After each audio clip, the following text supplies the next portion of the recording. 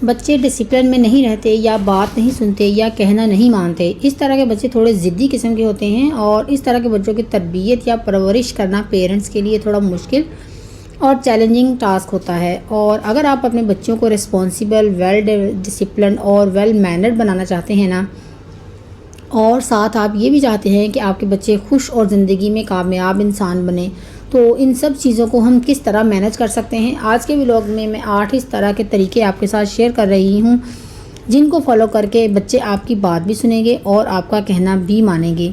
Responsible, happy, successful होने वाली सब क्वालिटीज़ आप अपने बच्चों में डेवलप कर सकते हैं। सबसे पहले तो बच्चों का ज़िद्दीपन किस तरह ख़त्म किया जाए ताकि वो आपकी बात सुने और कहना माने। इस चीज़ को टैकल करने के लिए ना 3 बेसिक पेरेंटिंग मिस्टेक्स मैं आपके साथ डिस्कस करूँगी। आप ये देखें कि इन 3 पेरेंटिंग मिस्टेक्स में से कौन सी गलती है जो आप अपने बच्चों की तरबियत या परवरिश में कर रही हैं। अगर आप कर रहे हैं तो इनको रेक्टिफाई या रिफॉर्म करने की भी कोशिश करें, और अपनी इन गलतियों को आपने किस तरह सुधारना है ये भी इस व्लॉग में आगे आपके साथ डिस्कस करूँगी। पेरेंटिंग मिस्टेक्स के हवाले से एक बहुत इंपॉर्टेंट वीडियो मैं ऑलरेडी आपके साथ शेयर कर चुकी हूँ। इसका लिंक इस आई बटन में मौजूद है, आप ज़रूर वॉच कीजिएगा। इस वीडियो को भी फुल वॉच कीजिएगा और बाद में उस वीडियो को भी ज़रूर वॉच कीजिएगा। बहुत नॉलेजेबल है सब पेरेंट्स के लिए। बहुत सी गलतियाँ जो हम पेरेंटिंग में कर रहे होते हैं अनफॉर्चुनेटली जाने अनजाने में, और ये पेरेंटिंग मिस्टेक्स जो इस व्लॉग में मैं आपके साथ शेयर कर रही हूँ वो उनसे बिल्कुल मुख्तलिफ हैं।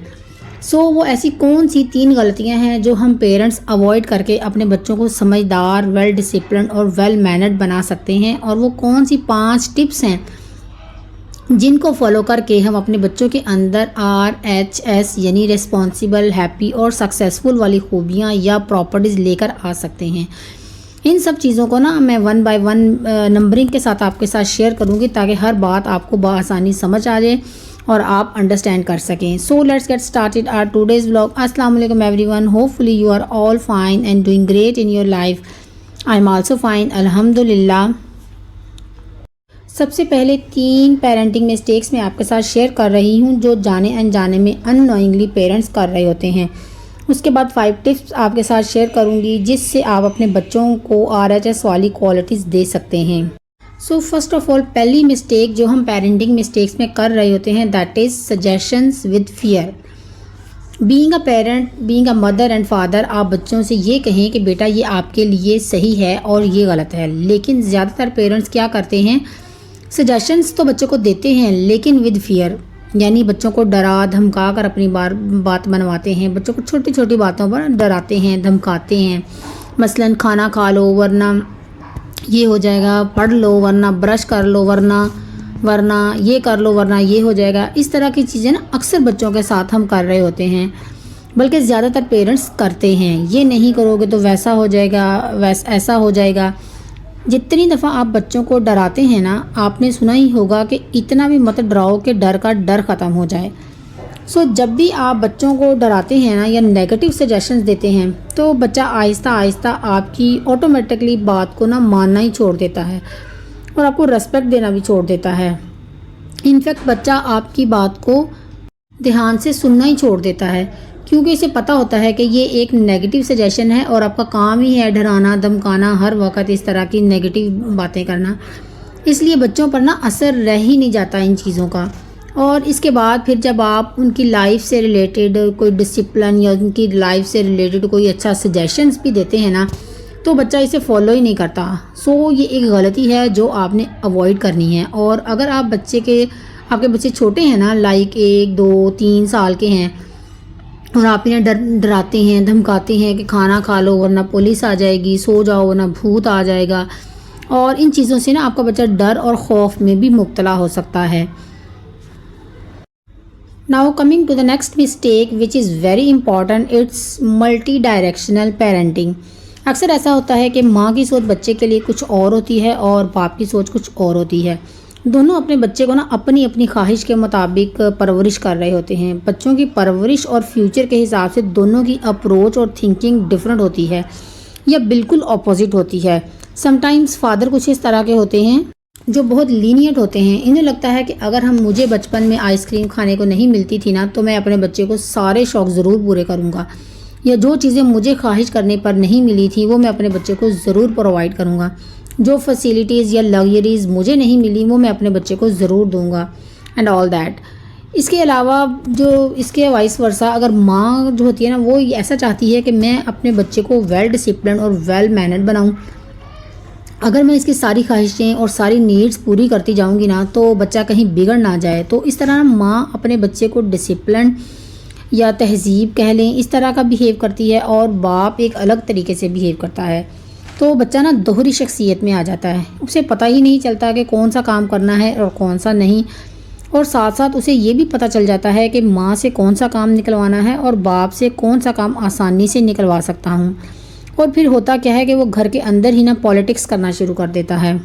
यहाँ अगर एक मैं छोटी सी एग्जांपल दूँ आपको कि जैसे एक प्लांट है, एक बंदा उसे पानी दे रहा है और धूप में रख रहा है, और दूसरा बंदा उसे धूप में रख रहा है, और तीसरा बंदा जो है ना उसे इनडोर प्लांट समझकर घर के अंदर ले आता है और समझता है कि इस तरह ये अच्छे तरीके से ग्रो करेगा।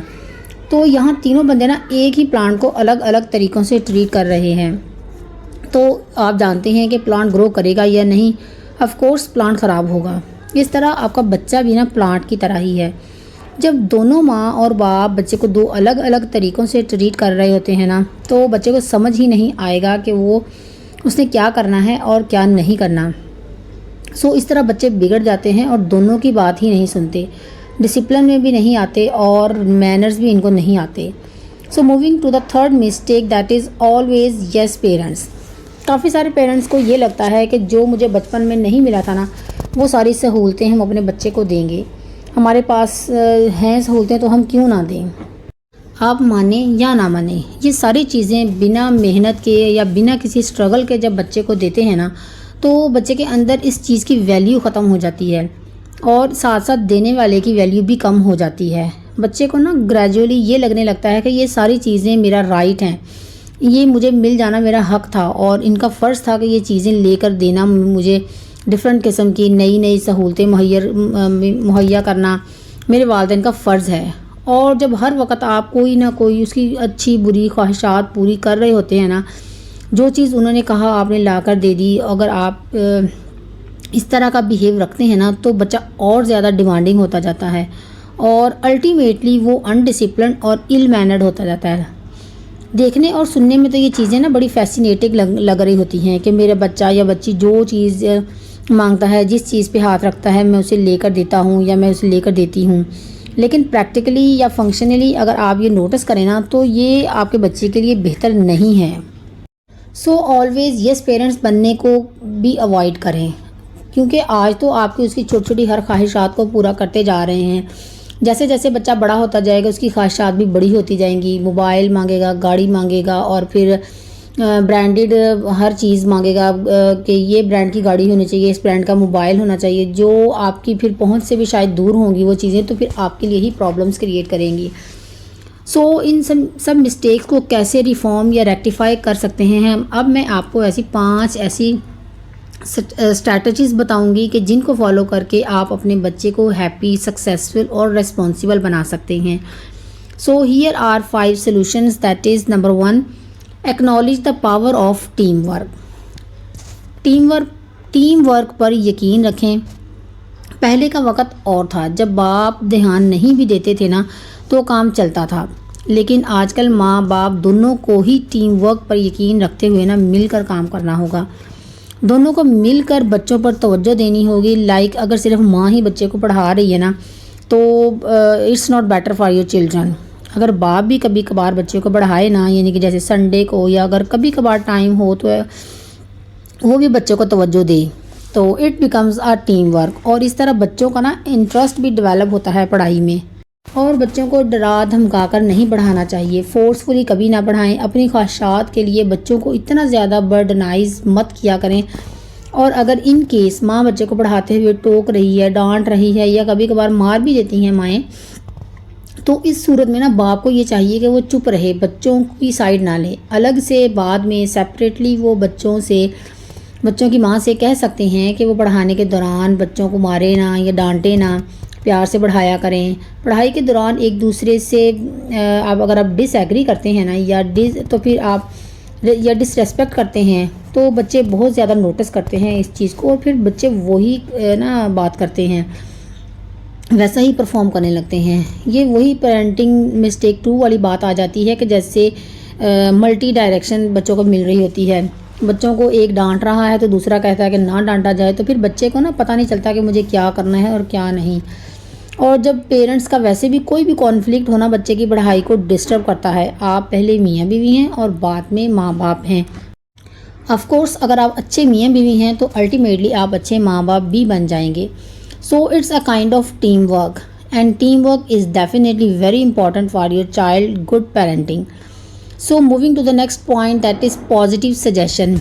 आज के बाद अपने बच्चे को फियर वाला सजेशन कभी ना दें, पॉजिटिव सजेशन दें। और वो आप किस तरह से दे सकते हैं, लाइक आप कहते हैं, अगर आप कहते हैं कि सो जाओ वरना भूत आ जाएगा, तो आप उनसे ये कहना शुरू कर दें कि टाइम पे सो जाओगे तो तुम्हारे अंदर ताकत आएगी, तुम सेहतमंद रहोगे, तुम में एनर्जी आएगी, तुम्हारी नींद पूरी होगी। तो और पढ़ो ताकि तुम्हारा फ्यूचर ब्राइट हो। तो इस तरह से ना पॉजिटिव इंस्पायरिंग सजेशंस दें बच्चों को इंस्टेड ऑफ नेगेटिव सजेशंस। इसकी प्रैक्टिस आप इस तरह से कर सकते हैं कि जब भी आपने बच्चे से कुछ बोलना हो ना, तो कुछ सजेस्ट करना हो, तो पहले दिल में सोचें फिर बोलें कि ये कौन सा सजेशन है, नेगेटिव है तो ना बोलें, पॉजिटिव है तो बोलें। आपको ख़ुद ये इम्प्लीमेंट करने में थोड़ा टाइम लगेगा, लेकिन जब आप बच्चों से कोई चीज़ एक्सपेक्ट कर रहे हैं तो आपको ख़ुद भी तो स्ट्रगल करनी पड़ेगी ना। खुद पे इम्प्लीमेंट करें, खुद को इस तरह टाइम दें, लाइक अगर आप 1 दिन 2 दिन 1 हफ़्ता या 15 दिन आपको सोचना पड़ेगा ना, तो जब आप 20-25 दिन गुजर जाएंगे ना, तो आपके मुंह से अच्छी और पॉजिटिव बातें ही निकलेंगी, ये गारंटी है। और नो डाउट आपके बच्चे आपकी कॉपी हैं। जब आपके मुंह से अच्छी बातें निकलेंगी ना, तो बच्चा भी वैसा ही बोलेगा। ये तो आपने अपनी डेली लाइफ में ज़रूर नोटिस किया होगा कि जब आप बच्चों को ऊंची आवाज़ में डांटते हैं ना, या फिर गालियाँ देते हैं, तो बच्चे भी अपने से छोटे बहन भाइयों को, अपने दोस्तों को या अपने कज़न्स को भी गालियाँ देने लगते हैं। ऑफ कोर्स बच्चे जो सुनेंगे, जो उनके घर का इन्वायरमेंट होगा, वही सब कुछ वो करेंगे, उसी तरह से परफॉर्म करेंगे।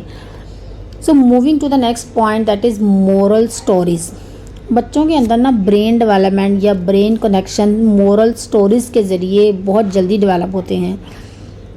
कोई भी चीज़ जो आपने बच्चे को समझानी है ना, सिखानी है, तो मॉरल एडवाइस या सजेशंस के तौर पर नहीं, बल्कि इन्हें मॉरल स्टोरीज़ के ज़रिए समझाएं।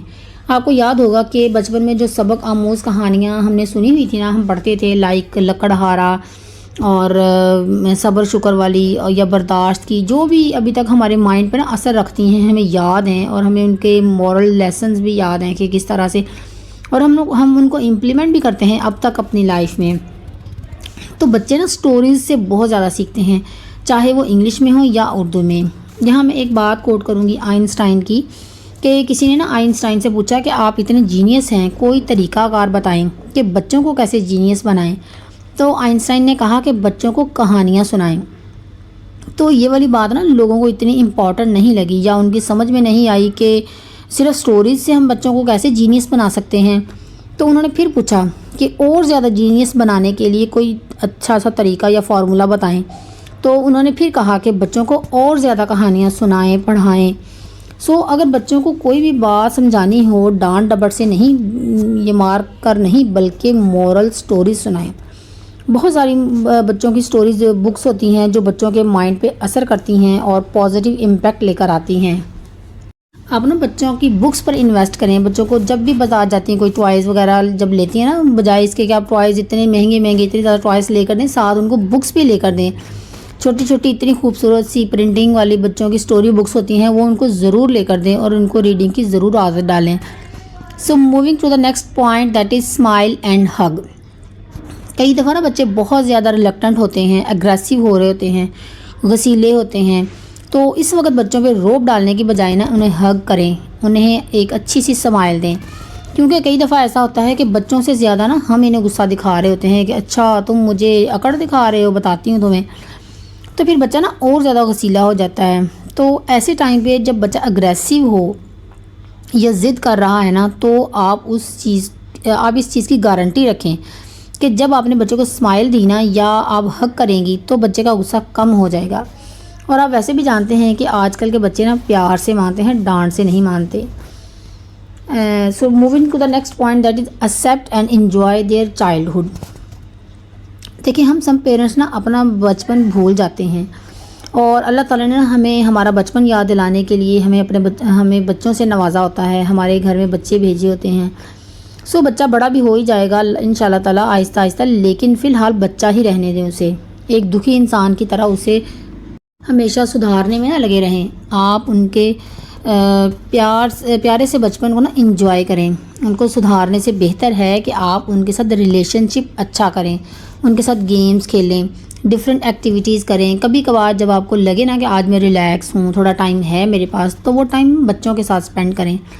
बच्चों के साथ बच्चे बन जाएं, बच्चे बहुत ज़्यादा खुश होते हैं इससे बिलीव मी, बच्चे बहुत ज़्यादा खुश होते हैं। लूडो खेलें, छुपन छुपाई खेलें, किकली डालें। यकीन करें अगर आप बच्चों के साथ इस तरह एंजॉय करेंगे ना, तो बच्चों के साथ आपका रिलेशनशिप बहुत स्ट्रॉन्ग होगा और वो आपकी हर बात भी मानेंगे और आपको बहुत ज़्यादा रिस्पेक्ट भी देंगे। डेफिनेटली ऐसा करने से आपकी पेरेंट चाइल्ड रिलेशनशिप में ना फर्दरेंस, बेटरमेंट और इम्प्रूवमेंट ज़रूर आएगी। और यही नहीं, बच्चों के साथ आपका इमोशनल कनेक्शन भी स्ट्रॉन्ग होगा और तरबियत के हवाले से आपके बहुत से मसाइल जो है ना वो हल हो जाएंगे। So it's all about my today's vlog. उम्मीद है कि आपको आज का व्लॉग अच्छा लगा होगा। अगर कोई भी एक बात जो आपको समझ में आई हो, आपको अच्छी लगी हो, तो वीडियो को लाइक कीजिएगा। अगर आप मेरे चैनल पर न्यू हैं तो सब्सक्राइब कीजिएगा। मिलते हैं नेक्स्ट व्लॉग में, तब तक के लिए अपना बहुत सा ख्याल रखिएगा, दुआ में याद रखिएगा। खुश रहें, खुशियाँ बांटें, दूसरों के लिए ज़िंदगी में आसानियाँ पैदा करें। अल्लाह ताला आपकी ज़िंदगी में आसानियाँ पैदा करेगा इंशाअल्लाह ताला। अल्लाह हाफिज़।